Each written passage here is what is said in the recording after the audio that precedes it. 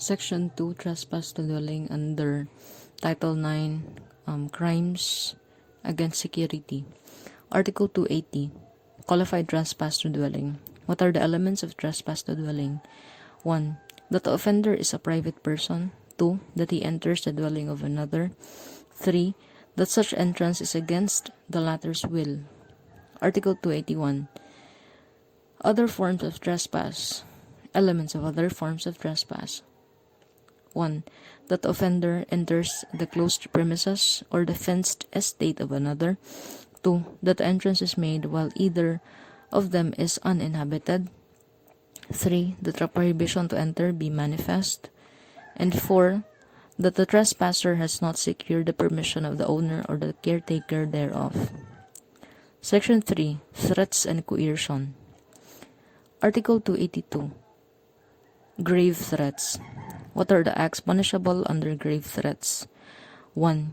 By threatening another with the infliction upon his person, honor, or property, or that of his family, or any wrong amounting to a crime, and demanding money or imposition or imposing any other condition, even though not unlawful, and the offender attained his purpose. 2. By making such threat without the offender attaining his purpose. And 3. By threatening another with the infliction upon his person, honor, or property, or that of his family, of any wrong amounting to a crime, the threat not being subject to a condition. What are the elements of grave threats where the offender attained his purpose? Under the first punishable act. A. That the offender threatens another person with the infliction upon the latter's person, honor, or property, or upon that of the latter's family, of any wrong. B. That such wrong amounts to a crime. C. That there is a demand for money, or that any other condition is imposed, even though not unlawful. And D. That the offender attains his purpose. Elements of grave threats not subject to a condition.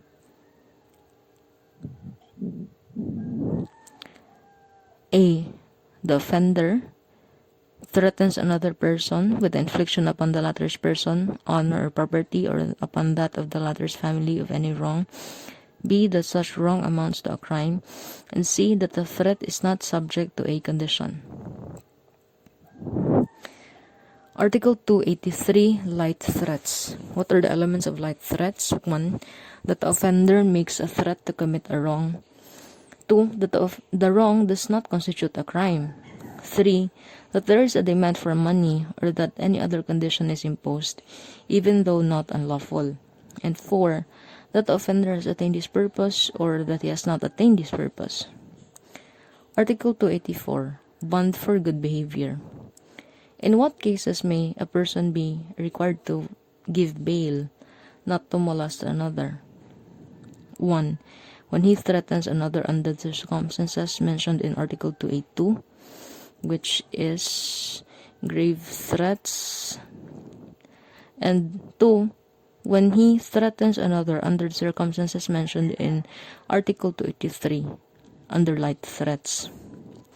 Article 285, in other light threats. What are the acts punished as other light threats? 1. By threatening another with a weapon, or by drawing such weapon in quarrel, unless it be in lawful self-defense. 2.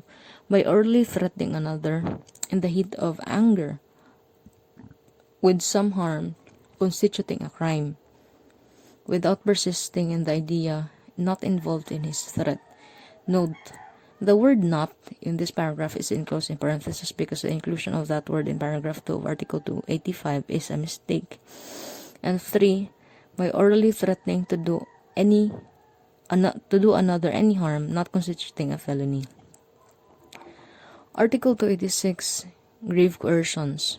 The penalty of prison correctional and a fine not exceeding 6,000 pesos shall be imposed upon any person without authority of law shall by means of violence, threats, or intimidation prevent another from doing something not prohibited by law, or compel him to do something against his will, whether it be right or wrong.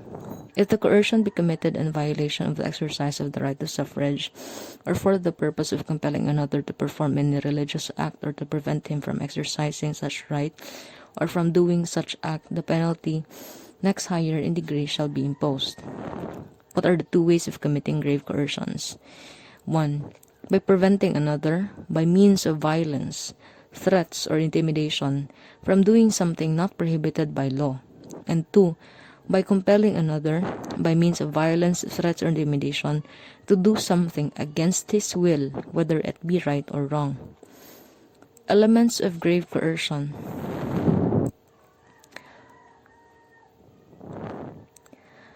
1. That a person prevented another from doing something not prohibited by law, or that he compelled him to do something against his will, be it right or wrong.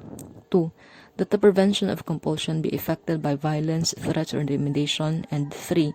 That the person that restrained the will and liberty of another had not the authority of law, or the right to do so, or in other words, that the restraint shall not be made under authority of law, or in the exercise of any lawful right. When prisión mayor shall be imposed. 1. If the coercion is committed in violation of the exercise of the right of suffrage. 2. If the coercion is committed to compel another to perform any religious act. And 3. If the coercion is committed to prevent another from performing any religious act. Light coercions. Article 287. Any person who, by means of violence, shall seize another, or shall seize anything belonging to his debtor, for the purpose of applying the same to the penalty of the debt, shall suffer the penalty of arresto mayor in his minimum period and a fine equivalent to the value of the thing, but in no case less than 75 pesos. In any other coercion or unjust fixation shall be punished by arresto mayor, or fine ranging from 5 pesos to 200 pesos or both.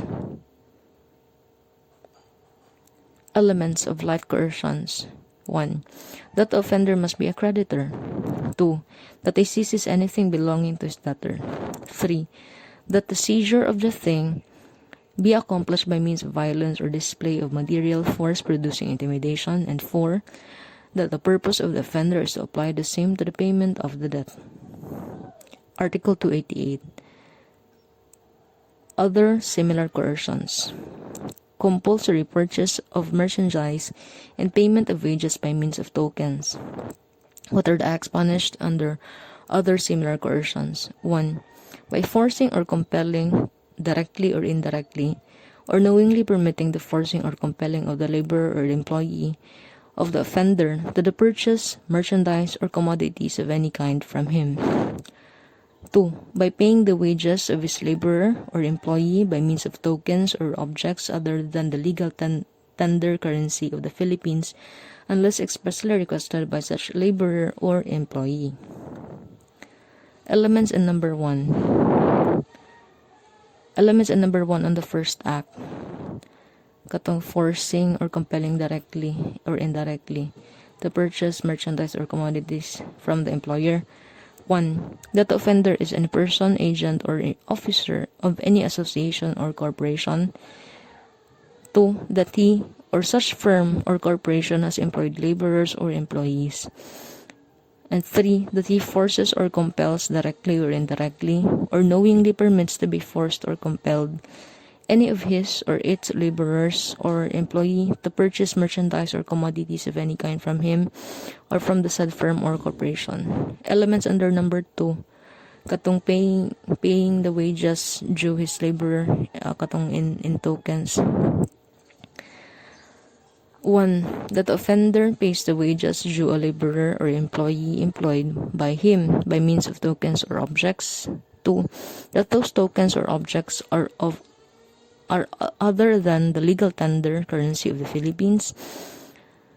And 3. That such employee or laborer does not expressly request that he be paid by means of tokens or objects. Article 289. Formation, maintenance, and prohibition of combination of capital or labor through violence or threats. What are the elements?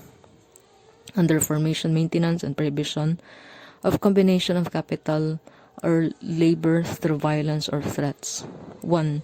That the offender employs violence or threats in such a degree as to compel or force the laborers or employees in the free and legal exercise of their industry or work.